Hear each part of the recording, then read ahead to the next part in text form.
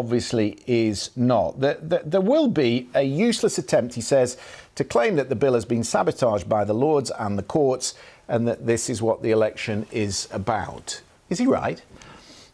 Well, I think some of that is right, Christian, if not all of it. I think that this is a flawed policy from the very beginning. You know, it seems to be that it's incredibly costly, isn't viable, and therefore isn't achieving the ultimate objectives that it's intended to. And I think the biggest political problem for Rishi Sunak about this policy, as you mentioned, is that it doesn't please any faction of his party. And that is a real problem for Rishi Sunak because he's scratching around wondering who this policy does speak to. And it's well worth remembering this wasn't Rishi Sunak's policy. This wasn't Liz Truss's policy. This was Boris Johnson's policy. And there's obviously been a lot of change in government since he was prime minister and since this policy was announced. And it seems as though Rishi Sunak, one way or the other, is going to be defined by the Rwanda policy, which is slightly strange because it isn't something that he necessarily supports. But clearly, immigration is going to be one of the biggest, if not the biggest, issue at the next UK general election. And if the Conservatives look like they can't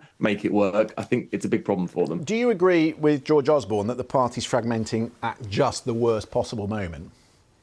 I think the party's been fragmented since 2016, really, Christian. I think since the Brexit debate, it's opened this chasm in the Conservative Party. And really, you cannot win an election if you are as divided as the Conservatives currently are. And I think the reality of it is that, yes, the Conservative Party is a broad church, and you'll hear that a lot from people within the party. But is it too broad? Is there too many spectrums on the political spectrum that we are trying to appease? And ultimately, you can't please everyone. And I think this is what Rishi Sunak is finding out. And you're going into the next election looking like you're divided, looking like you haven't got a plan, while the Labour Party look on and rub their hands in glee, I'm sure.